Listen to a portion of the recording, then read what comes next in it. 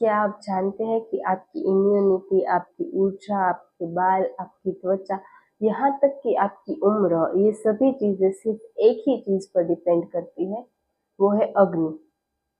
आइए जानते हैं कि अग्नि क्या है और क्यों इसे जीवन का आधार कहा गया है। आयुर्वेद के अनुसार अग्नि क्या है? हमारे आचार्यों ने अग्नि के बारे में क्या कहा है? आइए जानते हैं। आचार्यों के अनुसार बलम, आरोग्यम, आयु और प्राण, ये सभी चीजें अग्नि पर डिपेंड करती है। यानी कि आपकी शक्ति, आपकी लंबी उम्र, आपका स्वास्थ्य और आपकी जीवन शक्ति, ये सारी चीजें जो है उसका मूल है अग्नि। आयुर्वेद के अनुसार अग्नि यानी सिर्फ पेट की आग नहीं है। अग्नि वो शक्ति है जो हमारे भोजन को तोड़ती है, उसे ऊर्जा में कन्वर्ट करती है और उस ऊर्जा में से हमारे शरीर का निर्माण करती है। तो अब हम जानते हैं कि इस एनर्जी के बारे में, यानी कि इस शक्ति अग्नि के बारे में मॉडर्न साइंस क्या कहता है।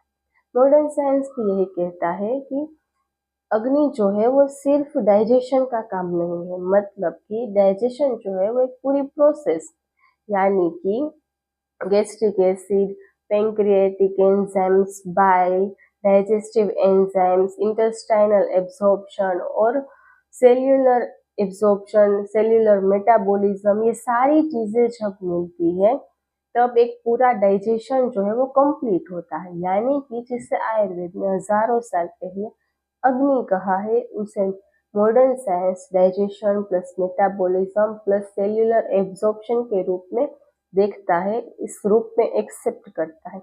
यानी कि अगर हमारी अग्नि अच्छी है तो हमारा भोजन अमृत रूप बन जाता है, और अगर हमारी अग्नि बिगड़ती है तो वो आम बनाकर रोगों की शुरुआत करती है। अब आयुर्वेद में अग्नि के 4 प्रकार कहे गए हैं: समाग्नि, तीक्ष्णाग्नि, मंदाग्नि और विषमाग्नि। अब हम सबसे पहले देखेंगे समाग्नि क्या है। ये सबसे उत्तम प्रकार की अग्नि है। इसमें भोजन अच्छे से डाइजेस्ट हो जाता है, आपकी एनर्जी अच्छी रहती है, इम्यूनिटी अच्छी रहती है, शरीर मजबूत रहता है, ना कॉन्स्टिपेशन, ना गैस, ना एसिडिटी, कोई भी दिक्कत नहीं होती। ये स्वस्थ होने की एक निशानी है। अब देखते हैं मंदाग्नि। कफ दोष जब बढ़ता है तो वो अग्नि को मंद कर देता है, उसे मंदाग्नि कहा जाता है। यानी कि हमारी जो डाइजेस्टिव फायर है वो कम हो जाती है, और इसी वजह से हमारा खाना जो है वो जल्दी से पचता नहीं है।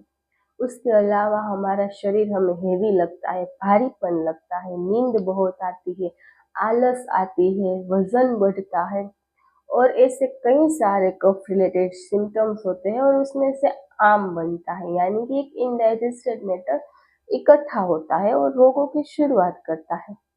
मॉडर्न साइंस इसे स्लो डाइजेशन, डिलेड मेटाबॉलिज्म या एक emptying gastric, reduced gastric emptying से कनेक्ट करता है। अब देखते हैं कि तीक्ष्णाग्नि। तीक्ष्णाग्नि क्या है? जब पित्त दोष बढ़ता है तो हमारी अग्नि जो है वो तीव्र बन जाती है। यानी हम जो भी खाते हैं वो बहुत ही जल्दी से डाइजेस्ट हो जाता है, और इसी वजह से हमें बार बार भूख लगती है, और कई बार जलन होती है, एसिडिटी होती है, लूज मोशन, चिड़चिड़ापन, ये सारी चीजें हमें देखने को मिलती है।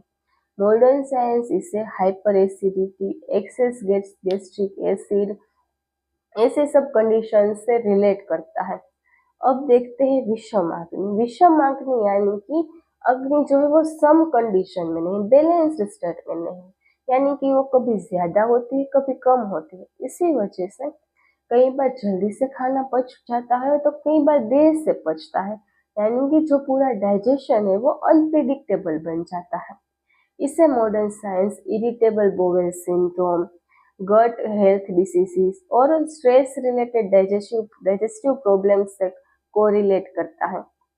अभी अग्नि जो है वो डाइजेस्ट कैसे करती है और हमारी जठराग्नि क्या काम करती है, हमने ये देखा। पर सिर्फ जठराग्नि का काम ही अग्नि का नहीं है, यानी कि सिर्फ भोजन को तोड़ना ही अग्नि का काम नहीं है। अग्नि जो है वो उसे ऊर्जा में और उस ऊर्जा को शरीर में भी कन्वर्ट करती है। तो वो कौन सी अग्नि करती है और क्या कैसे होता है वो हम देखेंगे नेक्स्ट वीडियो में।